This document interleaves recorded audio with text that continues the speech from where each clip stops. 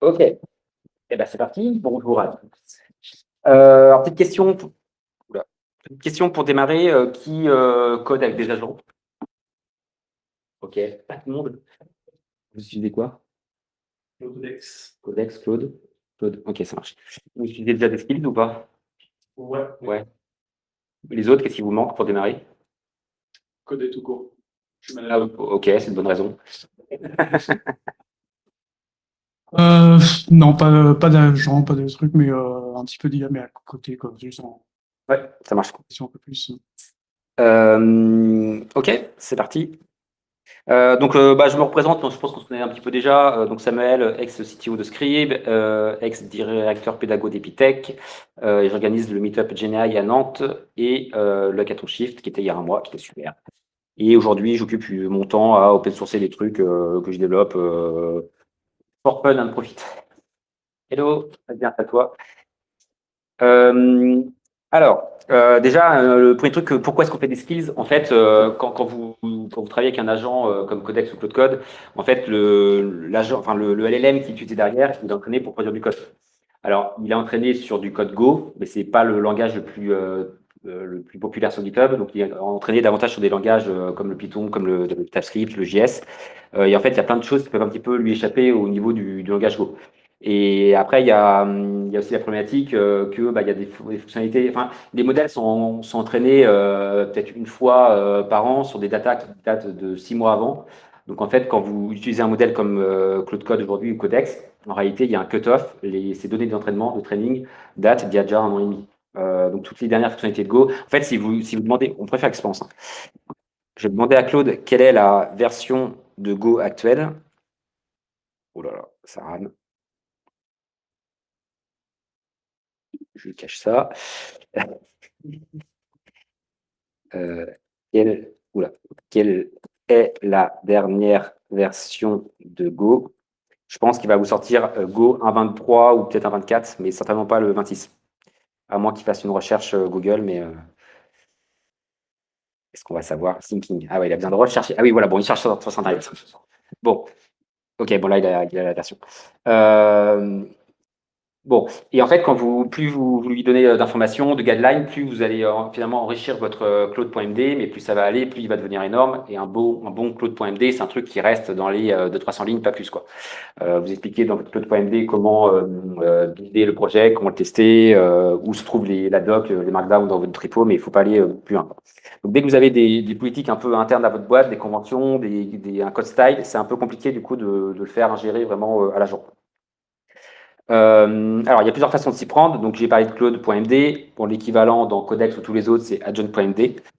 Il y a la possibilité aussi de passer par des GPTs pour des tâches un peu particulières. Vous voyez ce que c'est, les GPTs ou pas?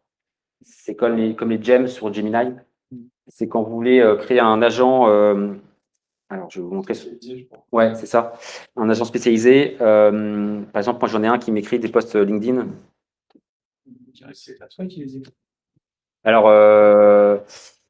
mon ordinateur, il est super lent. Des IA qui se parlent entre elles.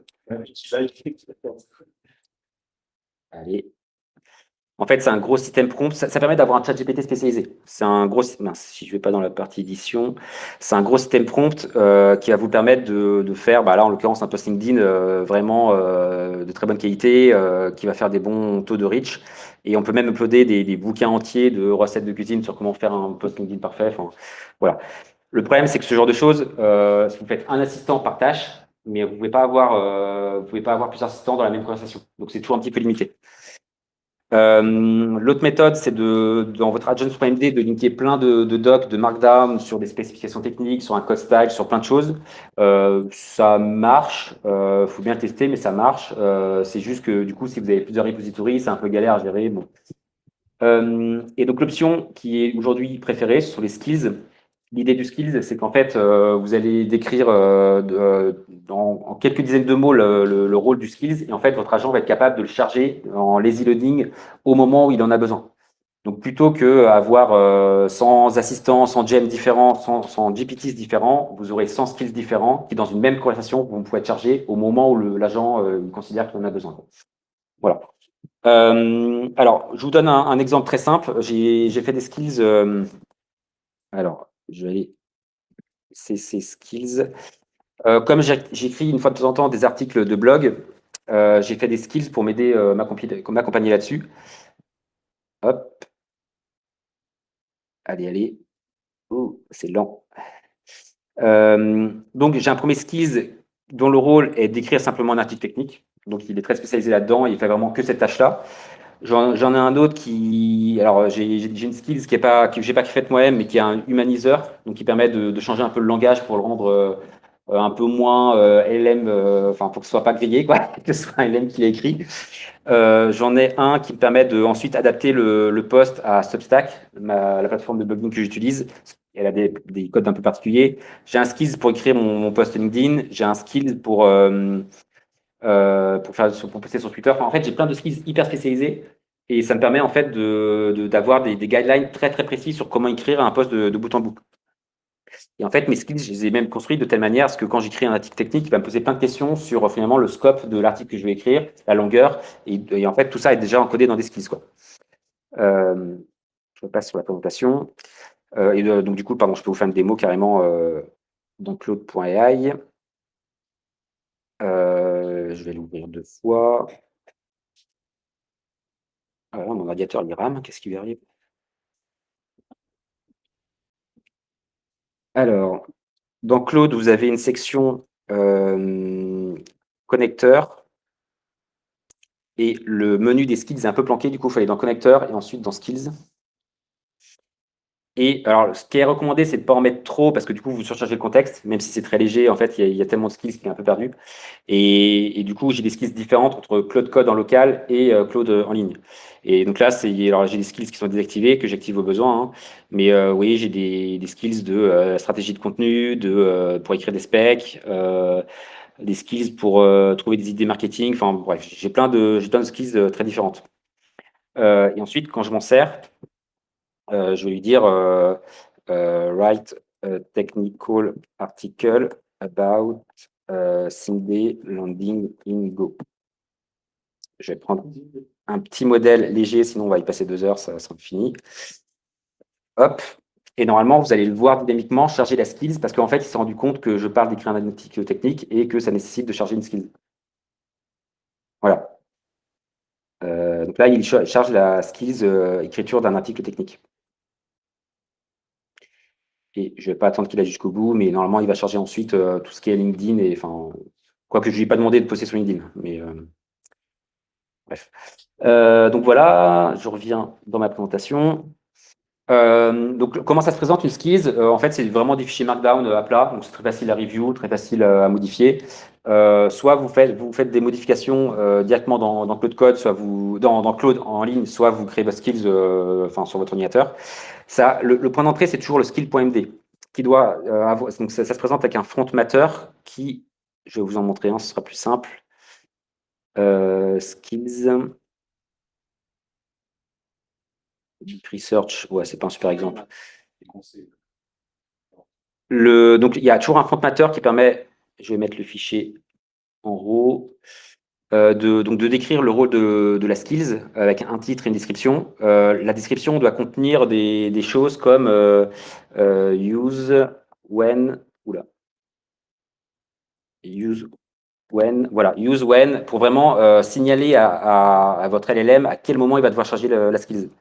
L'idée, c'est d'avoir une description suffisamment complète pour que votre agent pense à la charger, mais pas trop complète, sinon il va passer son temps à la charger. Et en fait, vous allez surcharger votre contexte, ça reviendra au problème initial.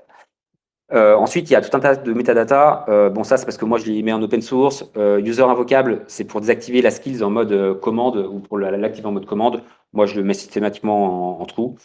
Et après, il y a des choses pour les publier sur les marketplaces. Donc, il y a des histoires de versionning, de qui est l'auteur. Bon, ça, c'est un peu plus accessoire, mais voilà. Et après, je mets Allow Tools. C'est assez important de mettre ça parce que notamment, quand j'utilise des outils externes dans ma skills, ça permet de bypasser un peu est-ce que j'ai le droit d'exécuter PandaDoc, curl, enfin voilà. C'est des trucs qui sont un peu packagés dans la skills, qui sont évidents. Donc, au moins, ça permet de forcer l'acceptation. J'accepte aussi des tools comme WebFetch, WebSearch et Ask User Question qui sont spécifiques à Claude Code, mais le Ask User Question, ça permet d'avoir un petit formulaire en bas à questions multiples. Donc voilà, ça instruit un petit peu le modèle d'utiliser ce genre d'outil pour dérouler la tâche. Voilà, ensuite votre skills, donc vous avez un skill.md qui doit pas être trop gros parce que dès que la description va matcher avec votre conversation, il va charger le skill.md. Si il fait 10 000 tokens, ça sera 10 000 tokens injectés dans la conversation. Donc sur des fenêtres qui font 200 000, c'est pas beaucoup. C'est beaucoup justement. Et l'idée après, c'est d'avoir un skill.md qui est un peu générique et qui ensuite permet de faire référence à d'autres fichiers .md qui là vont beaucoup plus dans la finesse et qui eux vont être lazy loadés. Donc en fait, votre agent va, en fonction de la tâche que vous êtes en train de faire, va aller de plus en plus en profondeur dans votre skill pour aller chercher les bonnes infos. Ensuite, il y a éventuellement des assets. Voilà, vous mettez ce que vous voulez, des images, ce que vous voulez. Et un JSON d'évaluation qui décrit un scénario de comment va être testé votre skill. Donc, je peux vous montrer rapidement à quoi ça ressemble. Voilà, donc il y a plein de scénarios d'évaluation. Et dans chaque scénario, il y a une assertion pour vérifier. Et en fait, soit ce truc-là généré par, enfin, de toute façon, c'est toujours généré par la machine, ce eval.JSON, mais l'idée, c'est au début un peu de relire à la main pour vérifier qu'il fait des assertions correctes. Et après, pour les versions suivantes, si vous améliorez vos skills, bah, c'est la machine qui fait, du moment que vous êtes assuré qu'au début, le premier truc est bonne qualité, quoi. Je reviens sur la présentation. Ok, oui, et donc ce que je marquais, faut pas hésiter à, quand vous générez vos évaluations, pardon, avec des LLM, ne pas hésiter à vraiment lui demander d'être adversarial, donc d'aller pousser un peu les limites de votre skills pour tester sans la skills et avec la skills, pour voir vraiment la différence de ce que ça apporte. Je vais aller d'ailleurs, en parlant de ça, sur le repo des skills Golang. Moi, dans mes readme, j'essaye du coup d'afficher le gain sans la skills et avec la skills. Et en fait, oula. Ah, pardon. Donc, sur des tâches sur lesquelles les modèles sont assez autonomes, en général, on n'atteint pas un taux de. Alors, pardon, comment expliquer ce truc-là? En fait, donc, on calcule le taux de succès avec la skills et sans la skills. Et la différence, c'est ça. C'est moins 40% si je retire la skills. L'error rate gap. Quand vous êtes sur des trucs très génériques comme du code style, en général, le taux d'erreur il est faible. Donc en fait, sans la skills, vous arrivez déjà à peut-être 70-80% de succès. Mais par contre, quand je prends une librairie, alors mes librairies perso, elles sont où? Elles sont là. Si je prends Do, donc une librairie qui n'est pas non plus hyper utilisée dans le monde Go, et puis une librairie qui est utilisée, on va dire, depuis pas très longtemps, donc le modèle n'a pas été vraiment entraîné là-dessus, en fait, le taux de différence est 80%. Donc, si jamais dans votre boîte, vous avez des libs un peu internes, des trucs un peu de niche, en fait, la skill, ça change carrément la performance de vos inscriptions. Voilà. Donc, ça, c'est bon pour la structure de la skills. Alors, une démo. Donc, là, je reviens dans Claude Code. Alors, je ne vais pas développer une fonctionnalité parce qu'on va y passer 2 heures, mais je vais faire une tâche très simple de review de sécurité. Sur un de mes projets voilà, un de mes projets. Donc, soit je lui dis perform security review of the project, et là, normalement, il va se rendre compte que du coup, c'est un projet en Go et qu'il y a une skills dans mon workspace pour faire la sécurité Golang. Si tout va bien, voilà, il l'importe. Ah bah non, il a importé une autre skills de. Ça, c'est une skills de Sentry que j'ai dans mon espace de travail. Donc, il me demande d'autorisation, oui ou non. Soit je le fais oui one shot, soit je le fais oui de manière permanente dans ce projet-là. Voilà, bon là je vais faire oui. Et ensuite, il va commencer la tâche. Voilà. Et là, en l'occurrence, moi ce que je voulais, c'est qu'il charge la skills pour Go. Donc je vais reprendre la tâche et je vais lui dire spécifiquement Golang, security. Et là, on voit qu'il est passé en bleu, donc la skill est chargée. Hop. Et là, il me semble qu'il demande quand même. Donc là, je vais lui dire OK, de manière permanente, tu peux la charger. Et donc là, il va commencer ma tâche. mes skills sont faits de telle manière à ce que, voilà, donc là, il vous dit running a full audit across 5 parallel vulnerability domain. En fait, j'ai construit de la skills de manière à ce que il fasse pas cette tâche de review en synchrone. Donc, il y a plein de trucs à tester et en fait, il est configuré pour exécuter plein d'agents en parallèle en tâche de fond pour faire le pen, enfin pas le pen test, mais la review la review. Et en fait, je vais vous montrer comment je le rédige. Je vais prendre mon IDE. Security Review. Voilà, donc en fait, à chaque début de mes skills, je donne le persona, enfin, vous avez l'habitude de ça dans l'IA. Je lui dis, si jamais, pour certaines tâches de review, par exemple, c'est bien d'activer le mode Ultra Sync. Donc ceux qui font du Cloud Code connaissent ça, pour pousser un peu l'effort de syncing. Et ensuite, je lui dis, bah, soit tu fais une review, et du coup, c'est pas mal de... qu'est-ce que je lui dis? Je sais même plus. Oui, alors oui, quand on fait une review dans GitHub, en général, Cloud Code a tendance à review que le diff. Et donc, je lui dis de justement aller un petit peu plus large que le diff pour essayer de voir le projet dans sa globalité. Un audit, c'est un format un peu différent. Donc là, il faut utiliser des agents en parallèle. Et si c'est juste en mode code, bah là, du coup, il y aura un agent en tâche de fond. Et ensuite, c'est vraiment que là que je vais rentrer dans le détail de comment fonctionne la skills. Et normalement, il y a un endroit où je fais référence, voilà, tous les types de failles de sécurité qu'on peut avoir dans les projets Go. Et là, du coup, en lazy loading, l'agent va aller chercher les markdowns supplémentaires. Est-ce que c'est à peu près... Donc voilà, vous voyez, il fait les recherches en parallèle dans plusieurs agents et on voit Alors, pardon, pour un rappel, un agent, enfin un sub-agent dans Cloud Code, c'est une sorte de session Cloud Code qui a sa propre fenêtre de contexte. Donc vous repartez à zéro et ça ne pollue pas la fenêtre de contexte parente. Donc voilà, ça permet de faire des grosses tâches en parallèle sans forcément polluer et remplir le contexte. Et voilà, c'est une petite optimisation. Allez, je repasse sur mes slides. Hop. Voilà, donc en fait, il y a des différences de skills entre les skills sur Claude.ai que vous utilisez un peu en mode ChatGPT et les skills que vous utilisez dans Claude Code. En fait, elles n'ont pas accès aux mêmes choses. Dans la version online, vous ne pouvez pas exécuter du code. En fait, en version locale, vous pouvez avoir une skills qui fait un curl, qui fait n'importe quoi, hein. Vous avez des fonctionnalités qui sont disponibles comme le Deep Search qui est disponible sur Claude.ai mais qui n'est pas disponible en local. Du coup, moi, j'ai dû refaire une skills Deep Search pour pouvoir faire des Deep Search en local. Du coup, parfois, il faut un peu manipuler les deux et en fonction des tâches que vous avez besoin de faire, il faut s'adapter, quoi.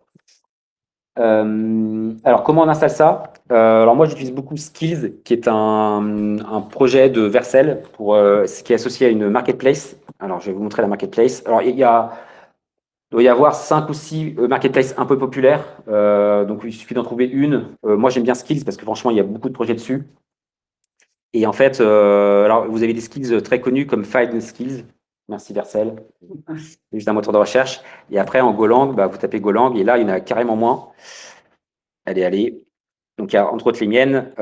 Et surtout, vous avez un seul indicateur, malheureusement, qui est le nombre d'installs, ce qui veut à peu près rien dire. Les skills, c'est un truc qui est né en novembre ou décembre, je crois.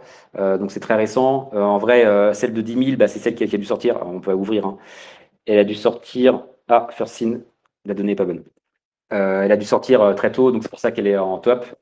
Donc en fait, vous savez pas très bien si les skills sont de bonne qualité. Il faut pas hésiter parfois à les relire. À ce stade, c'est encore un peu la partie chiante. Voilà, vous pouvez parfois importer sur votre ordinateur des skills un peu vérolés. Voilà. Bon, quand vous allez vers des trucs très utilisés, en général, c'est à peu près sûr, mais bon, je n'aurai pas la responsabilité de ce que vous installerez sur vos ordinateurs.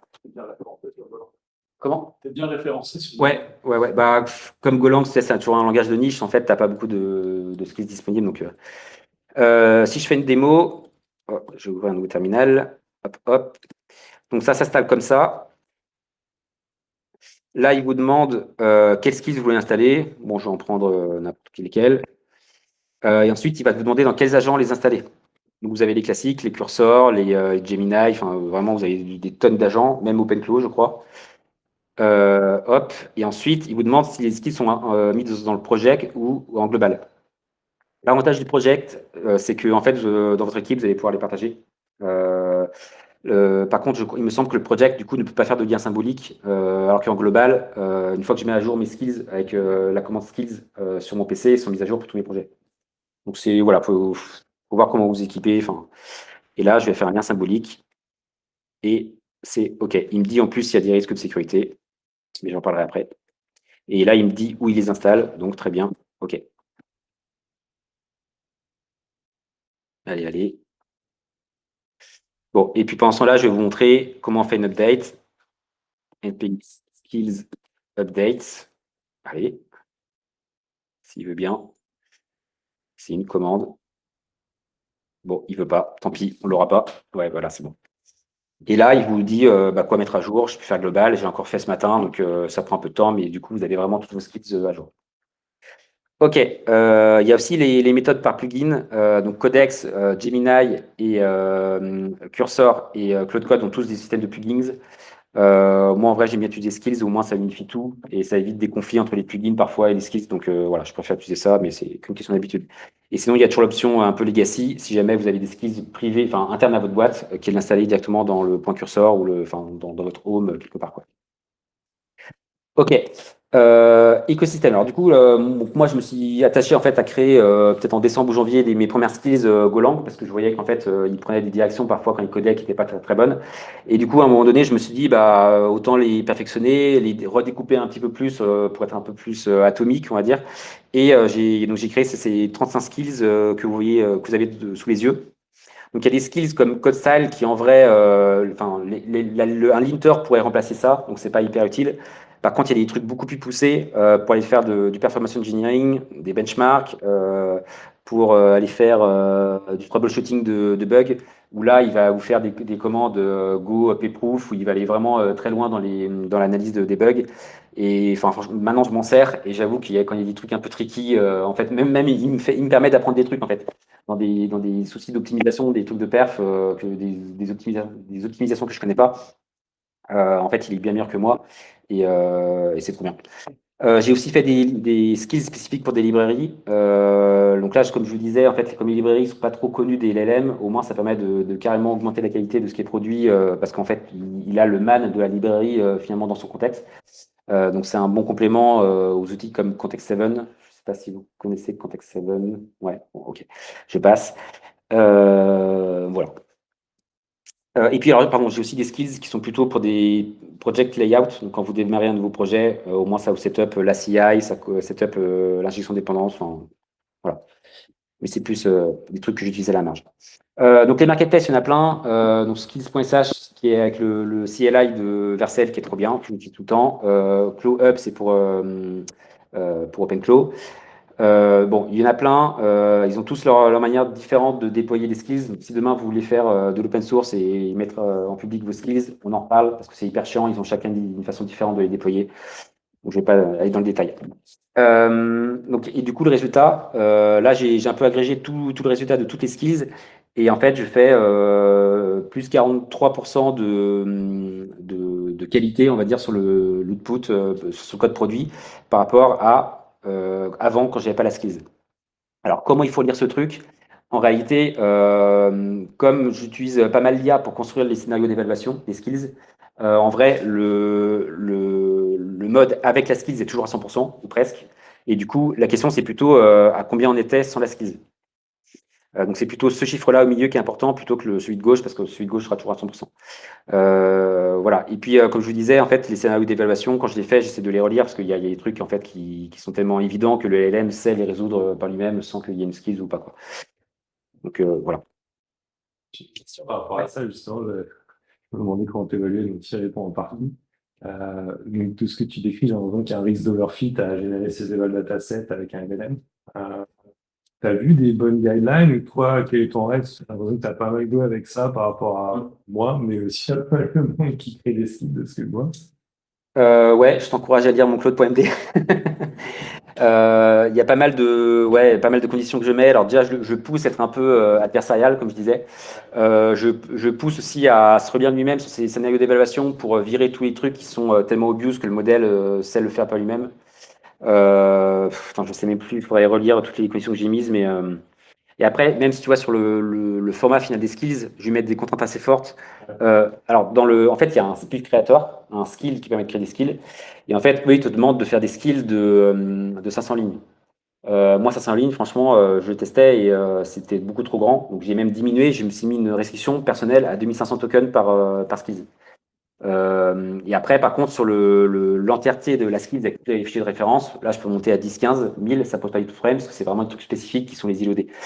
En fait, c'est des trucs que je teste, c'est mouvant, donc je te recommande plutôt d'aller lire moi, Claude.md et t'en sauras plus. Ok, bon, pour qui on crée des skills? En fait, les skills, c'est pas vraiment pour un développeur, enfin, c'est pas pour un humain qu'on les crée, que ce soit un développeur ou pour un, je sais pas, un journaliste qui aurait besoin d'un outil. Enfin, c'est vraiment pour la machine. Donc, il faut la construire de telle manière à ce que la machine soit bien instruite pour faire la tâche. Donc, je vous parlais d'ultrasync, je vous parlais de parallélisme, de subagent. En fait, enfin, tout ce que vous pouvez faire finalement dans votre code, faut pas hésiter à l'instruire dans la skills parce que ça va aider la machine à être plus performante pour résoudre la tâche. Et je pense à autre chose. Oui, il ne faut pas hésiter aussi à faire des ponts entre les skills. Comme il est recommandé de faire des skills très atomiques, ben moi, dans mes skills, très vite, très souvent, je dis, bah, tiens, il y a une autre skills pour cette tâche que tu es en train cette sous-tâche que tu aimerais faire. Donc, en fait, les skills s'appellent entre elles. Voilà. Donc là, je vous en ai parlé juste avant, il y a un skill creator qui permet de créer des skills et qui permet de générer tous les scénarios d'évaluation. Donc, c'est pas besoin de le faire vous-même.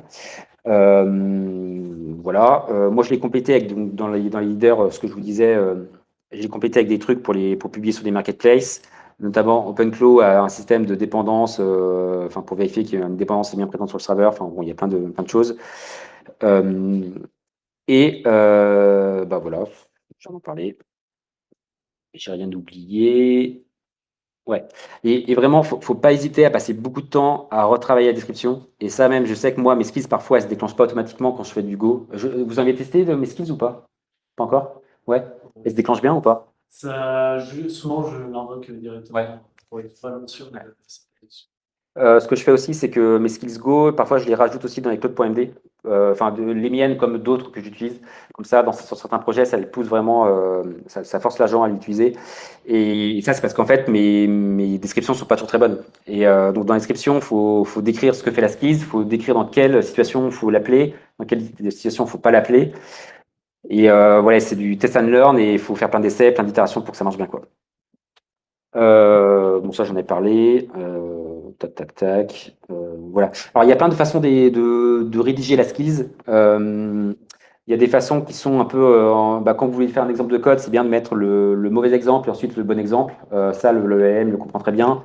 Faut pas trop rédiger. Il faut bien faire des bullet points très courts, très concis sur vraiment ce que vous voulez réaliser. Pas besoin de faire des pavés. Et plus vous faites des pavés, plus c'est coûteux du point de vue de la fenêtre de mon texte. Donc voilà, soyez court. Tac, tac, tac. Ouais, faites des évaluations, j'en ai déjà parlé. Je ne sais plus ce que je voulais dire là-dessus, c'est pas grave. Voilà. Conclusion. Donc, évitez de créer le skill creator en mode YOLO. Enfin, quand même, suivez un petit peu, relisez la skills. Parce que, en fait, la skill, c'est vraiment votre cerveau.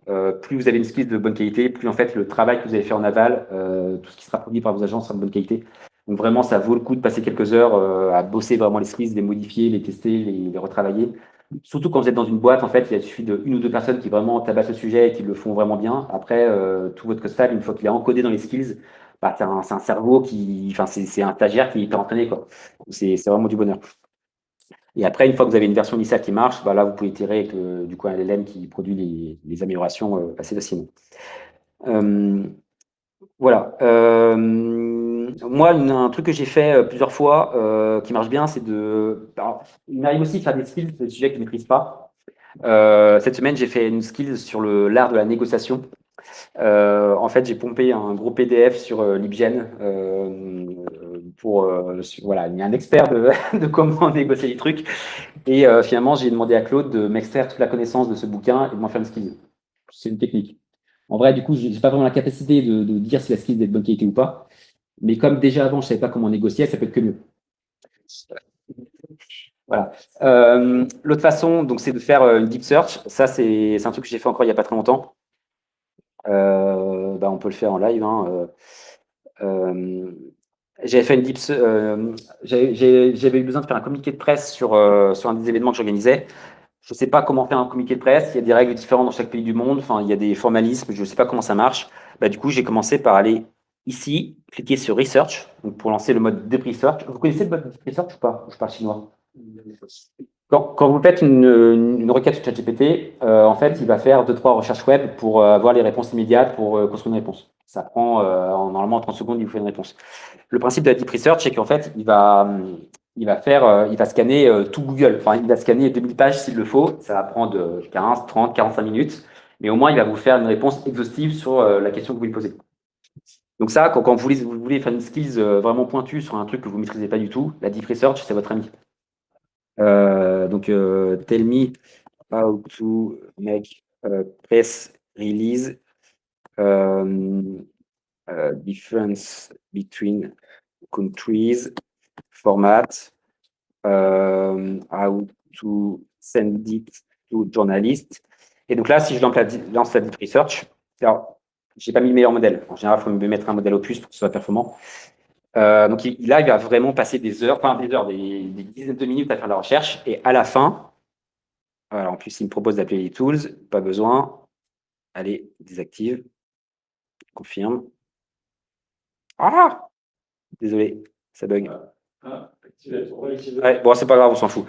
Et à la fin, j'invoque du coup le skill creator pour créer la skill. Et je lui mets éventuellement quelques prompts pour lui dire de quel format de skill j'attends. Et puis voilà. Et ensuite, quand vous faites ça dans Claude.ai, en fait, il peut même injecter la skills dans votre compte Claude. Donc au moins, c'est vraiment fait de bout en bout. C'est trop simple. Et si vous avez un compte Enterprise de Claude, je crois qu'il peut même partager la skill entre vos collègues. Voilà, donc un bel outil de collaboration. J'ai une question. Ouais. Quand tu fais le scriptateur là, c'est en gros le résultat de la deep search d'avant, c'est en gros c'est pour toi et c'est ta t'aider à écrire le scriptateur ou il utilise ça en tant que contexte Non, il utilise comme contexte pour le skills, parce qu'en vrai, c'est quoi ça fait... Ouais, mais du coup, ça dépend pas de du contexte, parce que j'imagine que c'est le Verbus qui va trouver. Alors, la Deep Research, c'est un agent. Donc lui, il a sa propre fenêtre de contexte, il fait plein de recherches en parallèle. Tu vas le mettre en input de l'autre. Alors du coup, oui, ça fait une grosse fenêtre de contexte. Mais en fait, en fait, en sortie de ta Deep Research, il te fait un document de 10 pages sur comment faire des bonnes press releases. 10 pages, ça part dans un contexte. Et par contre, le skill creator, il faut l'appeler après avoir fait la Deep Research, pas l'inverse. Sinon, ça ne marchera pas. Je l'ai déjà fait, au début, je faisais comme ça, et puis ça ne marchait pas. Voilà. On va patienter 45 minutes. Ouais, non, on va continuer.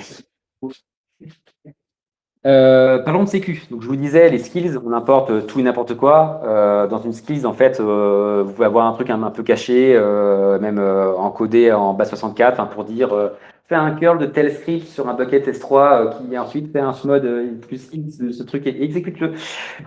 Voilà, c'est comme tout, en fait, dès que vous manipulez des LLM, vous pouvez avoir des trucs qui injectent du code, qui injectent des saloperies sur votre PC, donc il faut faire hyper gaffe. Et on peut aller même plus loin, hein. Vous pouvez avoir un lien dans une skill qui dit de récupérer une ressource distante, et cette ressource distante, un jour, c'est un blog peut-être. Ce blog va se faire hacker, quelqu'un va mettre dessus du contenu vérolé, et en fait, même l'éditeur de la skill ne vous voulait pas de mal, mais un peu contre lui, ça s'est fait, et vous retrouvez à importer sur votre ordinateur des trucs de merde. Donc, il faut faire un petit peu attention. Et en fait, il y a des scanners de skills qui ont été conçus, notamment Sneak, qui en a fait un qui est assez populaire. Je vous montre comment ça se traduit. Je peux prendre une skill à moi. En fait, sur les marketplaces, vous avez du coup des alertes de sécurité sur si les skills sont bonnes ou pas. Sachant que du coup, si vous utilisez l'outil skills, ça sera mis à jour automatiquement sans vous demander, sans vérifier que c'est passé au rouge. Donc voilà. Comme toute dépendance, en fait, ça peut être vérolé, hein. Et alors, le problème, c'est que du coup, moi, je me suis dit, attends, est-ce que je peux pas reformuler mon. Alors, au départ, toutes mes skills quasiment passaient en rouge, hein. Et du coup, je me suis dit, est-ce que je peux pas reformuler de manière à ce que ça tombe plus en rouge, c'est possible en orange, voire que ça soit en vert, même si je lui demande des trucs un peu bizarres. Donc, la réponse est évidemment oui. Du coup, alors Sneak a sorti un papier sur. Ils ont essayé de scanner toutes les skills du marketplace pour voir un petit peu le danger que ça représentait. Leur scanner arrivait à 4000 skills, donc 30% à l'époque, de skills dangereuses. Bon, évidemment, c'est pas 30% qui sont dangereuses. Et en fait, quand ils sont allés voir un petit peu plus de manière deep, ils se sont rendus compte qu'il n'y en avait que 2% qui étaient vraiment dangereuses. Et donc, du coup, moi, comment je me suis pris donc ça, c'est encore leur étude. Du coup, j'ai créé une skills pour améliorer mes skills et désolé, hein, c'est un peu exception, mais typiquement dans mes skills, je demandais d'utiliser Context7 pour dans une librairie pour aller consulter la doc de la librairie sur un site distant. Mais dès que je lui dis consulter Context7, en fait, le scanner considérait que c'était une source externe et du coup que c'était un danger pour la skills. Du coup, simplement en disant consulte la doc de la skill, de l'outil. Et by the way, Context7 peut aider. Là, je ne lui ai pas spécifiquement demandé d'aller chercher ce Context7, mais je lui ai donné suffisamment d'indications pour qu'il sache qu'il fallait comme y aller. Donc en fait, du coup, ma conclusion, c'est ne croyez pas les scanners. Voilà, c'est pas fiable. Et si vous avez le temps, relisez les skills, mais c'est un temps fou à passer. Et, c'est une énergie que moi-même je ne fais pas. Contexte, c'est quoi? Ok, allons-y. Context 7. Context 7, initialement, c'était un MCP qui était connecté à un site distant qui reformate la doc d'une librairie ou d'un outil de manière à le rendre plus intelligible pour un LLM. Alors, bon, le truc le plus utilisé, c'est Next.js. En vrai, tous les LLM ont été tellement bien entraînés sur Next.js que tu n'as pas besoin d'une doc externe. Il sait déjà comment s'en servir, sauf peut-être pour les versions récentes. Mais pour des trucs un peu plus niche, comme mes librairies à moi, en fait, il sait pas forcément comment ma librairie fonctionne. Du coup, en fait, il va pomper toute ta doc de ton site de documentation, toute la doc de ton README. Il va même aller dans le projet pour lire tes commentaires, comprendre comment le projet marche, pour ensuite réécrire une doc beaucoup plus intelligible par les LLM. Et ensuite, tu l'utilises via MCP. Donc, ton agent, parfois, il faut un peu lui dire d'aller lire la doc dans Context7, mais du coup, tu le guides un petit peu sur comment utiliser une techno. C'est plutôt pas mal. Voilà. Ça répond à ta question? Ouais, merci. Donc voilà ma conclusion. Donc il faut peut-être faire confiance à ce stade. Je pense qu'il faut faire confiance à l'auteur et pas trop à un badge disant que la skill est en sûr, parce que c'est beaucoup de bullshit. Voilà. Et il y a des histoires de gens qui se font cramer. Enfin, vous le verrez sur Twitter, ça c'est dramatique. Voilà. Est-ce que vous avez des questions? Au début, tu as parlé c'est pas des skills, mais quelque chose de spécifique à Claude, hein, ou que tu utilisais justement dans des skills, hein. C'était au début de Ah, le tracing? Non. Le tracing pour... Les gems, non, les Non. Non, c'était encore avant. C'était dans un fichier que je te montrais ça ou les sub-agents? C'était dans un fichier, ouais. Et tu disais que c'était quelque chose de spécifique à Claude. Je pense que c'est UltraSync. En fait, quand tu y fais un prompt, alors bon, déjà, tu peux choisir ton modèle quand tu fais un prompt. Donc là, je peux passer en mode, quand il fait un plan, il va utiliser le meilleur modèle, Opus. Tu peux choisir aussi l'effort. Mince, je suis trop vite. Enfin, l'effort pour lui demander de réfléchir plus longtemps. Et en fait, pour utiliser l'effort maximal, souvent dans mes plans, je rajoute UltraSync. En fait, c'est un mot-clé de Claude Code. C'est un petit hack pour le forcer à penser, pour réfléchir beaucoup avant de faire la tâche. Je le fais que dans mes plans, et quand j'ai besoin de faire des trucs un peu compliqués. Ok, voilà. Mais c'était un autre mot-clé, je pense que c'était un autre mot-clé.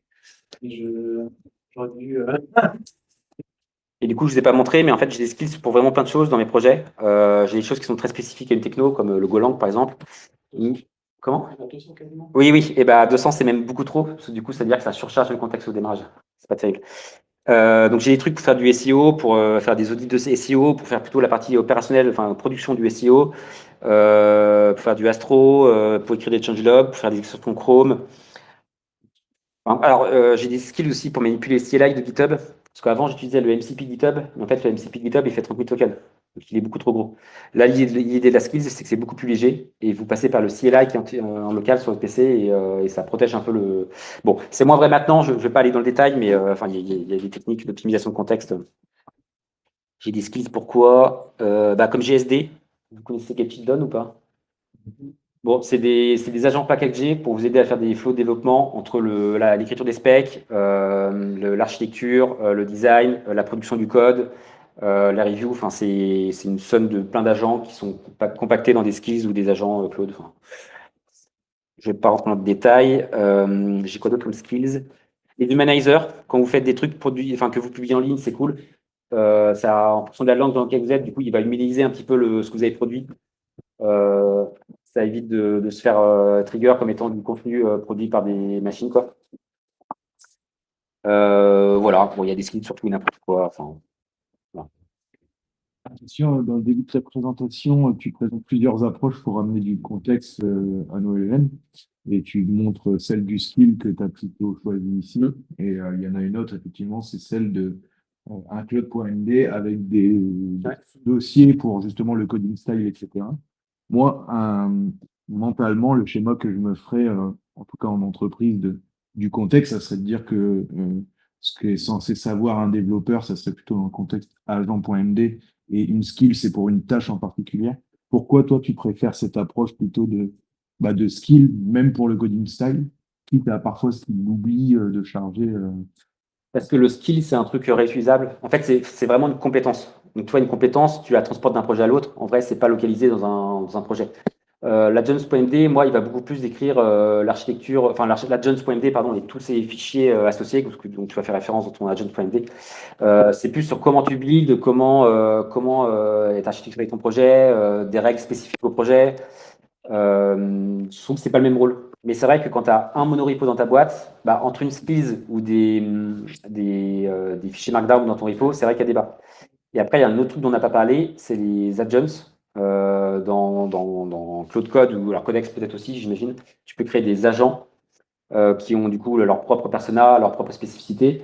Là, l'agent pour moi, c'est comme une personne humaine.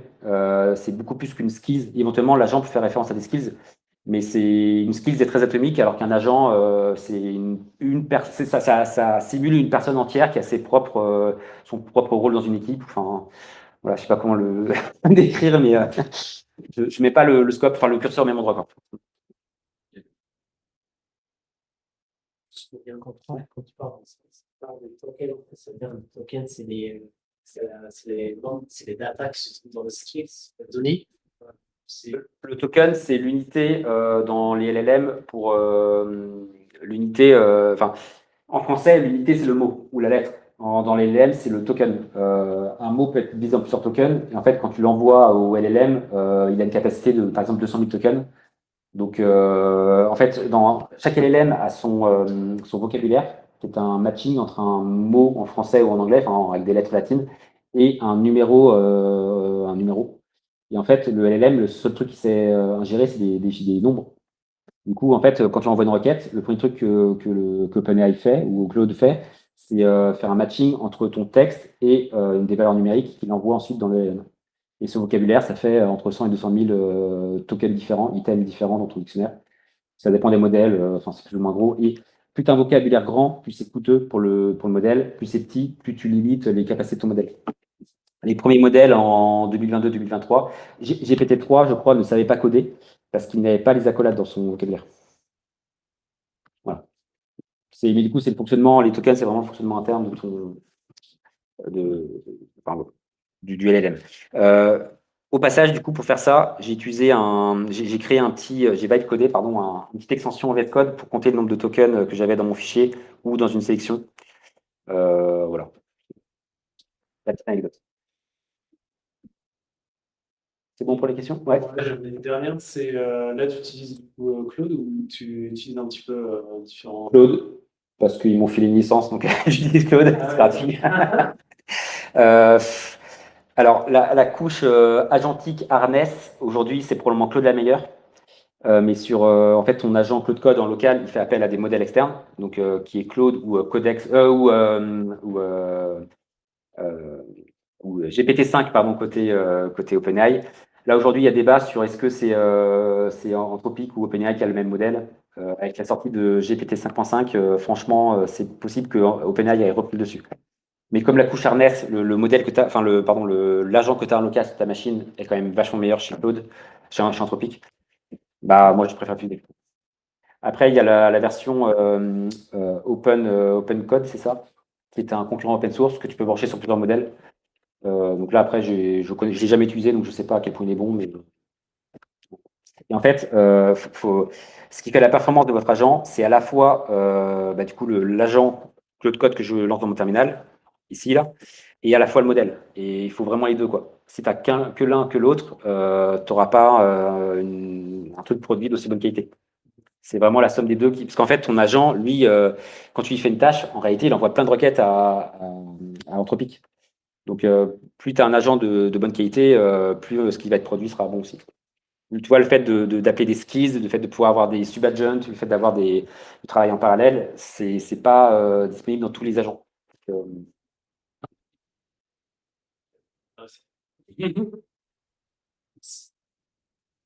c'est bon? Si.